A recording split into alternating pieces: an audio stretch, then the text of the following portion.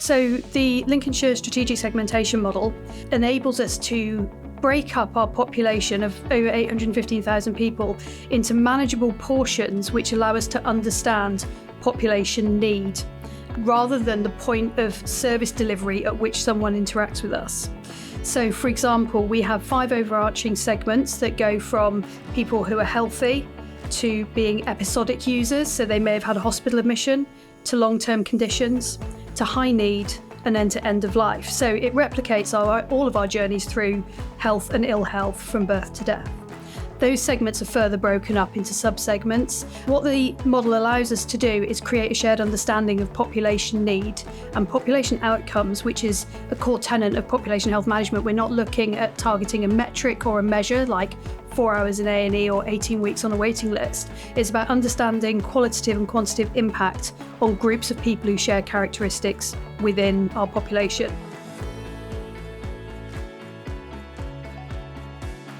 The model gives us a way of making that easily understandable from strategic leadership, so your integrated care system boards and groups, so that everyone can gather around and say these are their people, these are our needs, down to a frontline practice team who can work with a group of 150 high-intensity users who've had 7 A&E attendances in the last year and need us to do something differently. What it does is allow us to shape our system around our people, to make those decisions to do that and not try and shape our people down service delivery lines. The segmentation model allows us to align our decision making. So in practice, that allows us to get our strategic leaders to make different decisions about where to place our resources. We've got a budget of nearly £1.7 billion.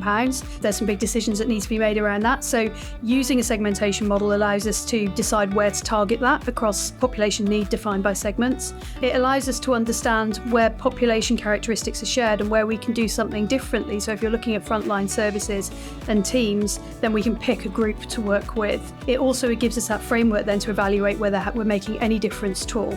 And where we are making a difference, then we can decide to upscale that intervention, refine it if we need to, or if we're not making a difference, to stop it. So it's all about high quality decision making, and it supports a multi-year approach. I think that's probably critical, is we're driven towards an in-year decision making cycle very often in the NHS, constrained by finance and resources. This enables us to look at long-term outcomes for population and stick by decisions we've made for multiple years.